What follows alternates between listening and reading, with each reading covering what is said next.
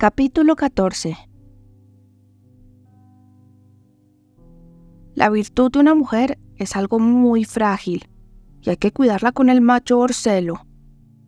Y mis queridas amigas, no esperen que los caballeros de su entorno les ayuden en ese propósito. Todo lo contrario, a menudo es de ellos de quienes más tienen que protegerla. Señora Bartleby. Consejos para señoritas. 1893. El crujir de un escalón sacó a Emma de su eufórico estado de trance. Miró hacia la escalera y vio a la señora Ingberry allí de pie, con su cara redonda iluminada por un rayo de luz que entraba a través de la ventana del rellano. Lo había visto todo. Emma lo supo al instante. El cejo fruncido de la agradable anciana lo decía bien claro. Su felicidad se esfumó.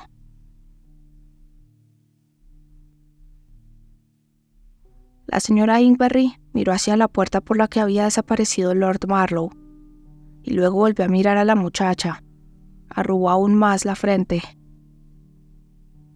«Ven, Emma, y toma una taza de té conmigo».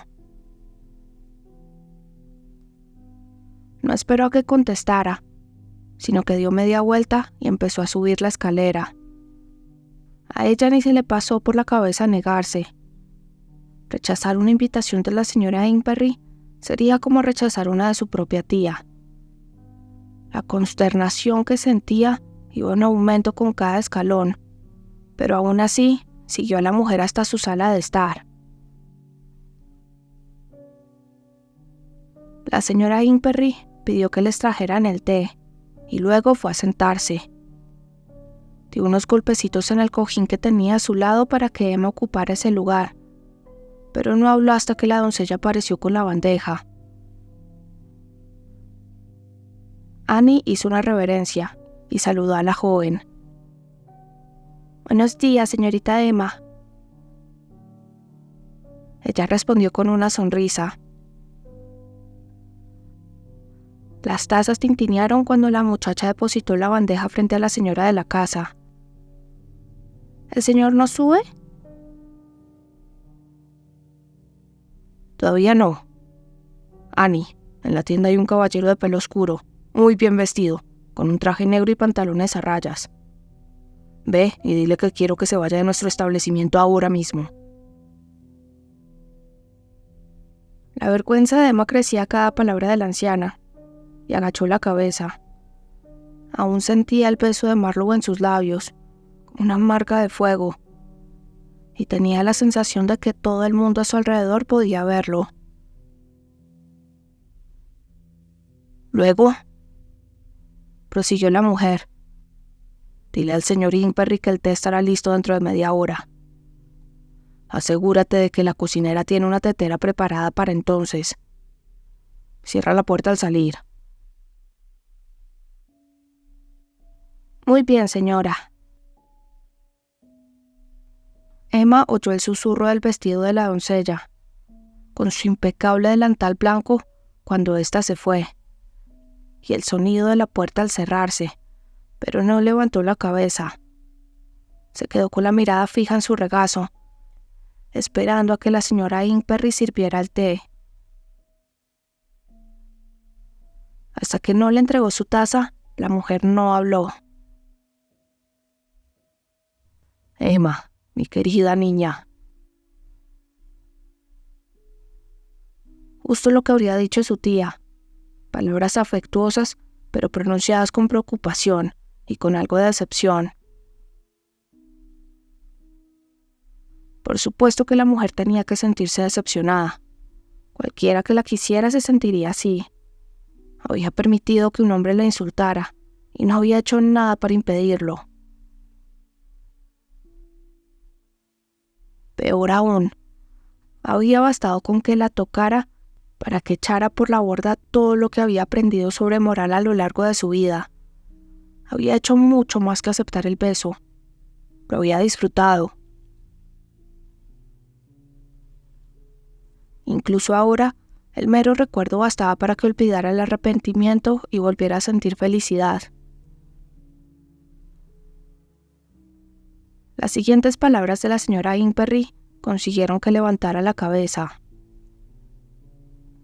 Emma, tu tía te educó con principios muy estrictos acerca de lo que estaba bien y lo que estaba mal.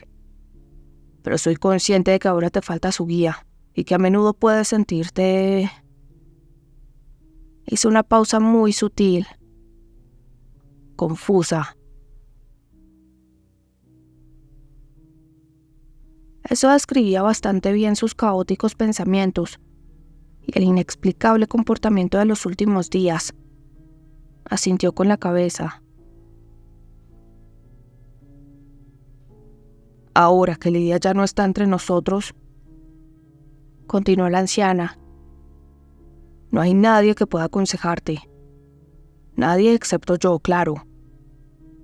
Te conozco desde que tenías 15 años y me gusta pensar que en el caso de que te alejaras de tus principios, a mi amiga Lidia le gustaría que te recondujera de nuevo hacia ellos. Me doy cuenta de que ya no eres una niña, sino una mujer madura. Si soy una mujer madura, no me trate como una niña y deje de sermonearme. Esas palabras surgieron de la nada, resentidas y desafiantes, pero Emma se mordió la lengua para no pronunciarlas.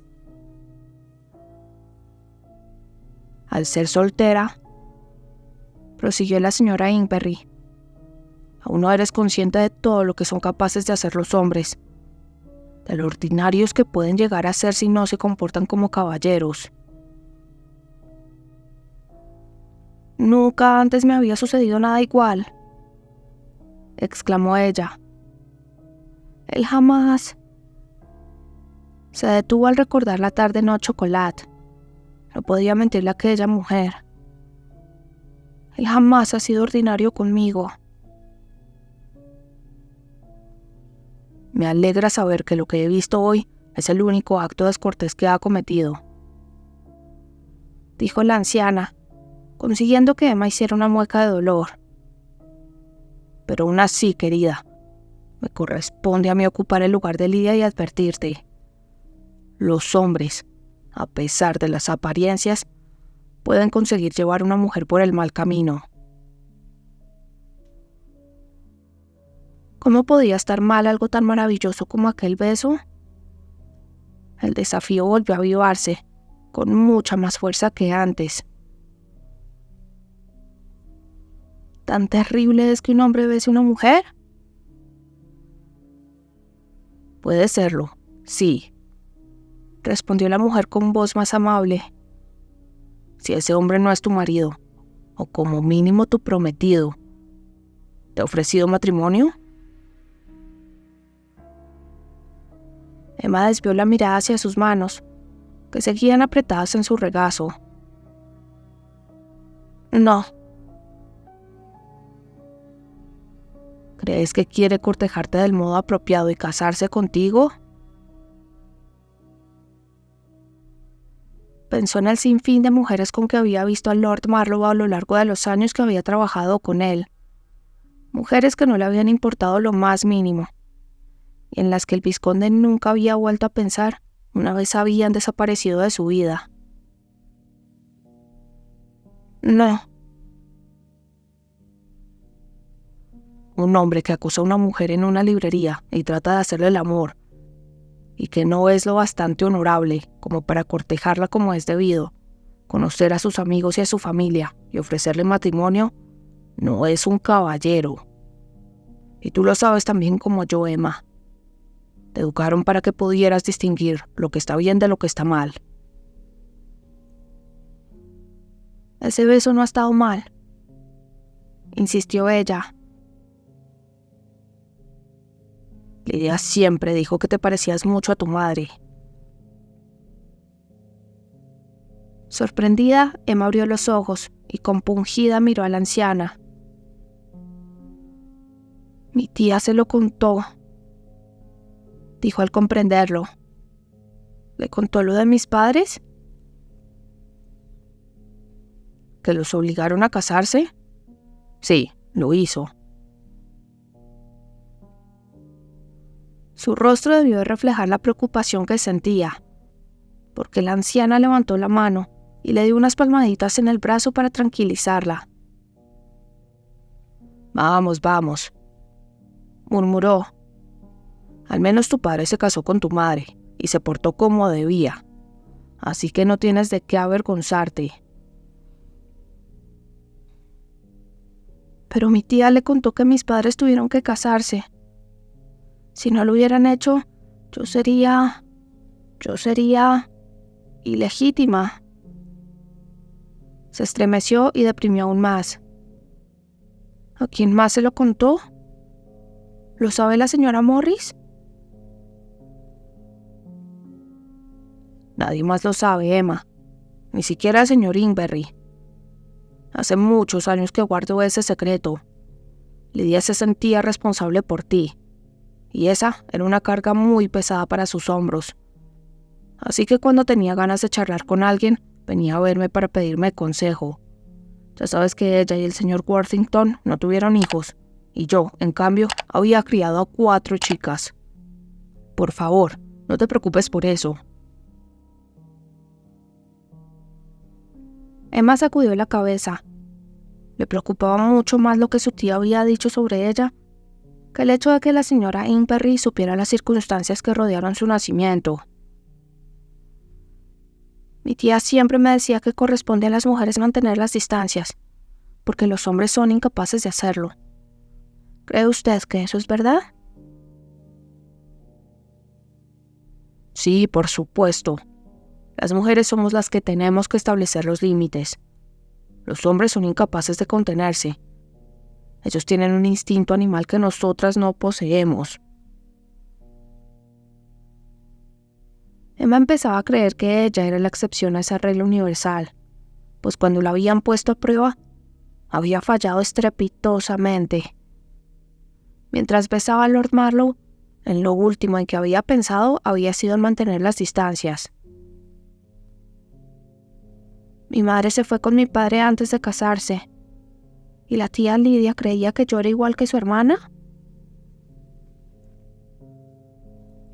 ¿Era por eso por lo que tenía que recordarse que lo que había sucedido con el vizconde estaba mal? Porque en el fondo de su corazón era una mujer amoral, tratando de portarse como era debido. «Yo no soy una hedonista», exclamó de repente. «Y no soy amoral. ¿Acaso la tía creía que lo era?» Ante su sorpresa, la señora Ingberry sonrió. Creo que lo que quería decir con eso era que tenías tendencia a soñar despierta, a ser una romántica, y que tenías muchísima curiosidad y un carácter aventurero. Y dado que poseías esas cualidades, era normal que de vez en cuando te rebelaras. Emma se tocó la pequeña cicatriz en forma de estrella que tenía en la mejilla. Toda rebelión tenía sus consecuencias, y estas a veces eran muy dolorosas. Ella no quería ser una rebelde. Bajó la mano y bebió un poco de té. Pero por culpa de esas mismas cualidades, tu madre cometió un grave error, uno que podría haber sido fatal si tu padre no hubiera hecho lo correcto. Odiaría ver que tú lo repites. Si Lidia estuviera viva, seguro que opinaría lo mismo. Emma respiró hondo y su sentido común retomó el control. Miró los compasivos ojos castaños de la mujer que tenía al lado. Yo no quiero deshonrar la memoria de mi tía con ninguna de mis acciones, dijo, y se preguntó cómo era posible que pronunciar esas palabras la hiciera sentir un enorme peso en el pecho, que la presionaba hasta que casi no podía respirar. Mira aquí adentro, es donde siempre encontrarás la verdad. Se notaba ese peso justo donde Harry le había puesto la mano al decir esas palabras. Ignoró la sensación y se obligó a continuar. No quiero deshonrarme a mí misma. El rostro de la anciana se iluminó de alivio y satisfacción. Muy sensato de tu parte, Emma. Es una decisión muy sabia y muy sensata, repitió. Sí, dijo resignada. Lo sé. Hay un movimiento, querida, al que una mujer puede recurrir para defenderse si un hombre se propasa con ella. Solo tienes que levantar la rodilla. Se lo enseñé a mis hijas. ¿Quieres que te lo enseñe? Gracias, señora Ingberry, pero no será necesario, contestó, terminándose el té que le quedaba. No era necesario porque no tenía intención de permitir que Marlowe volviera a acercársele, a pesar de lo que le hacía sentir cuando lo hacía.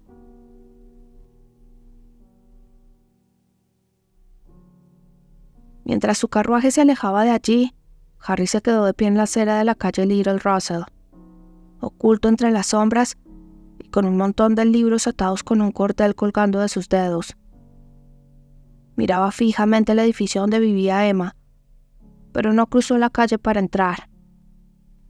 A través de la ventana iluminada podía ver a varias damas en el salón de la planta baja, y aunque la joven no estaba entre ellas, no podía entrar en el edificio sin que lo vieran. Levantó la vista hacia las habitaciones de Emma y la vio en una de las ventanas.